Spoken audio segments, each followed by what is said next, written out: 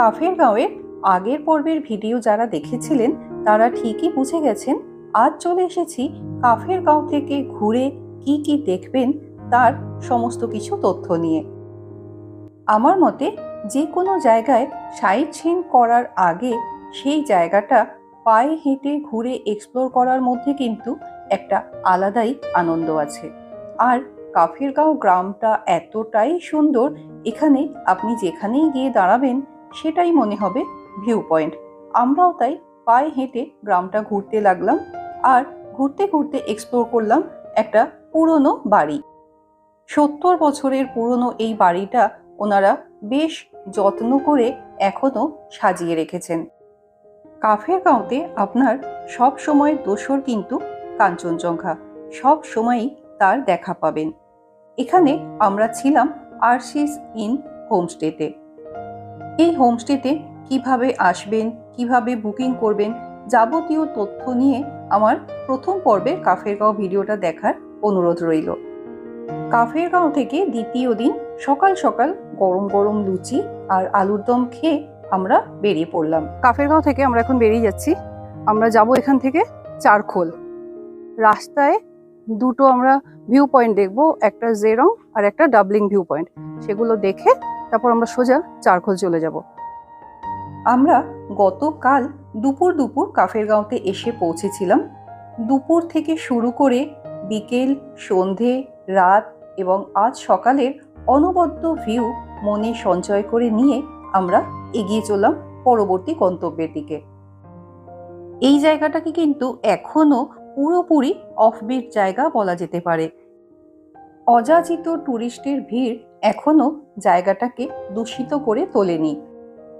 আপনি যদি proper offbeat ডেস্টিনেশনের সন্ধানে থাকেন তাহলে চোখ বন্ধ করে আপনার লিস্টে এন্ট্রি করে নিন এই কাফের গাঁওয়ের নাম। আপনাদের সাথে গল্প করতে করতেই পৌঁছে গেলাম প্রথম ভিউ পয়েন্ট, ডাবলিং ভিউ পয়েন্টে। এই জায়গাটা লোলেগাঁওয়ের খুবই কাছে, বা বলা যেতে পারে লোলেগাঁওয়ের মধ্যেই পড়ছে। ভিউ পয়েন্টের সামনেই রয়েছে টিকিট কাউন্টার। টিকিটের মূল্য 20 টাকা। আর ওই যে একটা হ্যাঙ্গিং ব্রিজ দেখা যাচ্ছে গাছের ওপর, এটাই কিন্তু এই ভিউ পয়েন্টের মেইন অ্যাট্রাকশন। ভিউ পয়েন্টটা কিন্তু সত্যি দারুণ জায়গায়, চারদিকের একদম 360 ডিগ্রি একটা ভিউ পাওয়া যায়। এই সিঁড়ি দিয়ে ওপরে উঠে গেলে ওপরেও রয়েছে আরো একটা ভিউ পয়েন্ট, সেখান থেকে ভিউটা আরো সুন্দর। দোলনা দেখলে আমরা কিন্তু এখনো সেই বাচ্চা হয়ে যাই, তাই মেয়ের সাথে ফিরে গেলাম আমার মেয়েবেলায়। ওই নিচে দেখা যাচ্ছে তিস্তা নদী। এরপর এই কাঠের সিঁড়ি দিয়ে আমরা উঠে গেলাম ওপরে। ওপর থেকেও চলুন ভিউটা আপনাদের একটু দেখিয়ে দিই।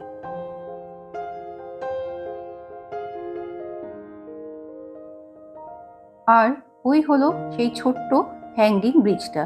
চলুন ওখানে যাওয়ার একটু চেষ্টা করি। ব্রিজটা ছোট হলেও ওই দিক পর্যন্ত যেতে কিন্তু বেশ ভয় ভয় করছিল। তবুও আমির খানের সেই সিনেমাটার মতো রাম রাম রাম রাম করতে করতে পৌঁছে গেলাম ব্রিজের ওই পারে।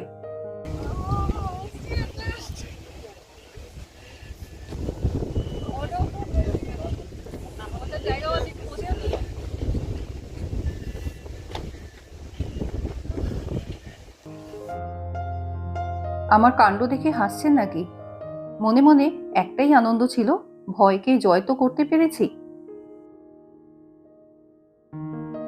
এরপর চলে এলাম পরের ভিউ পয়েন্টে। এর নাম হলো জেরং ভিউ পয়েন্ট।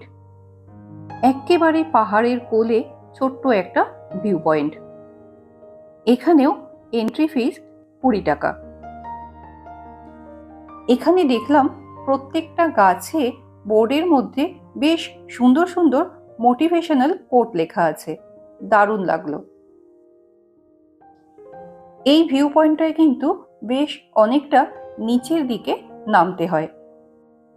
ছোটখাটো হাইকিং আর অ্যাডভেঞ্চারের শখ থাকলে এই জায়গাটা কিন্তু আপনার জন্য একেবারে পারফেক্ট জায়গা।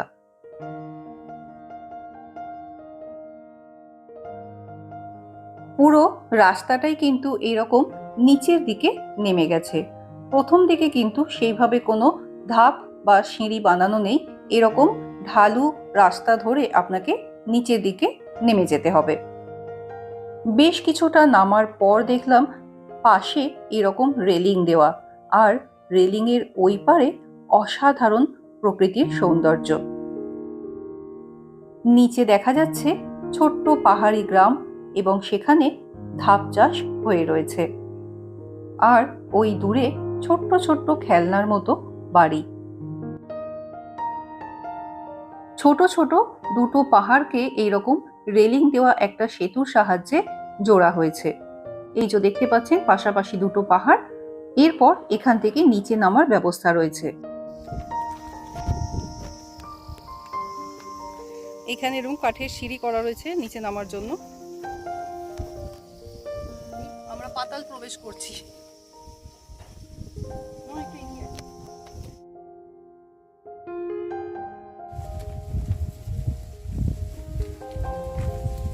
এই পুরো কাঠের সিঁড়ি আমরা নেমে এলাম ওপর দিয়ে, বেশ অ্যাডভেঞ্চারাস ব্যাপার স্যাপার। এত কষ্ট করে নিচে নেমে কি দেখলাম জানেন?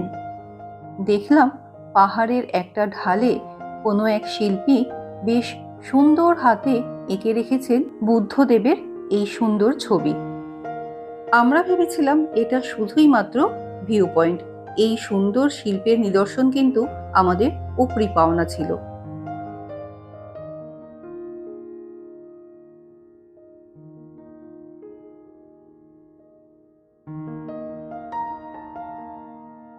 ভিউ পয়েন্ট করা হয়ে গেল, আবার সেই কাঠের সিঁড়ি দিয়ে উপরে যাওয়ার পালা।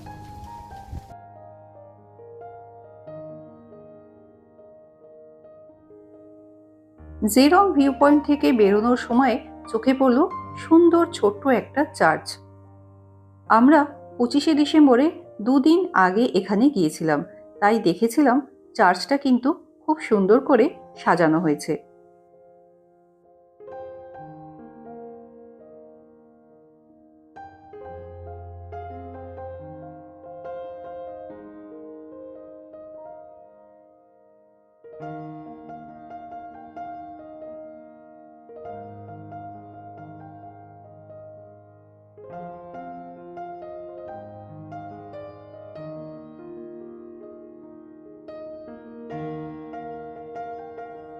জেরং ভিউ পয়েন্ট দেখে পাহাড়ি রাস্তা ধরে আমাদের গাড়ি এগিয়ে চলল পরবর্তী ভিউ পয়েন্টের দিকে। এরপর আমরা এসে পৌঁছালাম খুব সুন্দর একটা মনাস্ট্রিতে।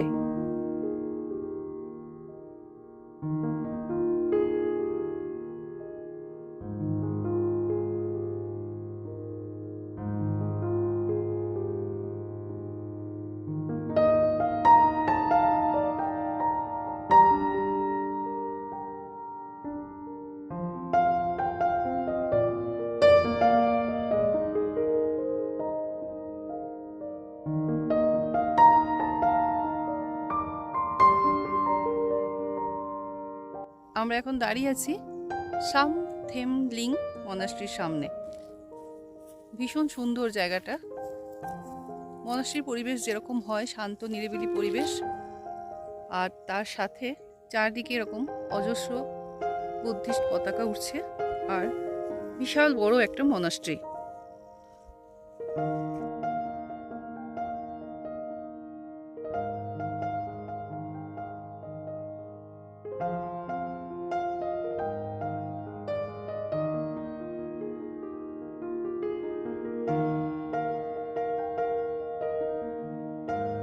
মনাস্ট্রির পাশ দিয়ে সিঁড়ি উঠে গেছে ওপরের দিকে।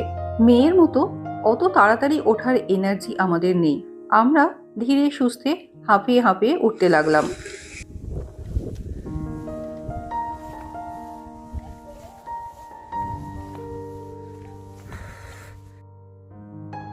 উঠেই চোখে পড়ল অপরূপ প্রশান্তি মাখা গৌতম বুদ্ধের এক মূর্তি।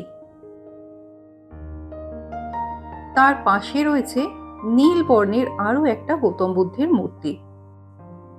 ওপর থেকে মনাস্ট্রির পরিবেশটা যেন আরো সুন্দর লাগে। নীল আকাশের প্রেক্ষাপটে পাহাড়ের কোলে পাইনের জঙ্গলের মাঝে এই মনাস্ট্রিতে আসলে আপনার মনে হবে এখানেই বসে থাকি, কারণ এত প্রশান্তি আর কোথাও পাবো না। এই মনাস্ট্রির বাইরেই মনাস্ট্রি পরিচালিত একটা ক্যান্টিন রয়েছে। এখানে ছোটখাটো নানান রকম গিফট আইটেম আপনারা পেয়ে যাবেন।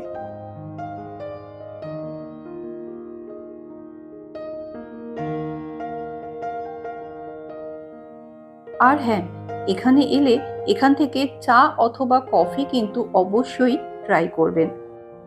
আমরা খেয়েছিলাম, অতুলনীয় স্বাদ।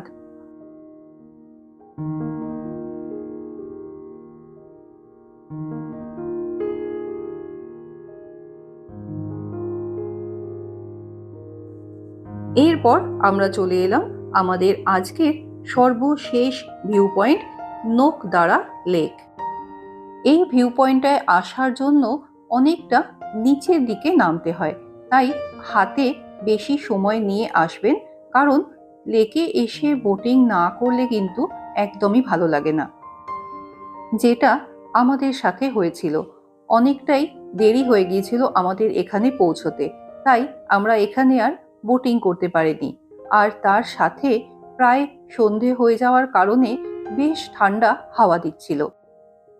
এখানে এলে আপনার মিরিক অথবা গঙ্গা মাইয়ার কথা মনে পড়বে। এখানে লোকাল লোকজনদেরও বেশ ভিড় থাকে। পাহাড়ের কোলে লেক মানেই তো বিনোদনের বেশ সুন্দর জায়গা।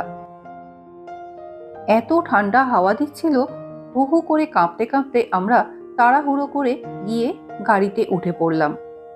আপনারা এলে কিন্তু লেকে বোটিং করতে ভুলবেন না। আমাদের কাফের গাঁওয়ের সাইট সিন পর্ব আজকে এখানেই শেষ। কাফের গাঁও থেকে আপনারা সামথার, পানবু, লোলেগাঁও, ঋষভ এই সব জায়গাও ঘুরে নিতে পারেন। আমরা কাফের গাঁও থেকে চললাম সোজা চারখোল। দেখতে থাকুন পরবর্তী পর্বগুলো।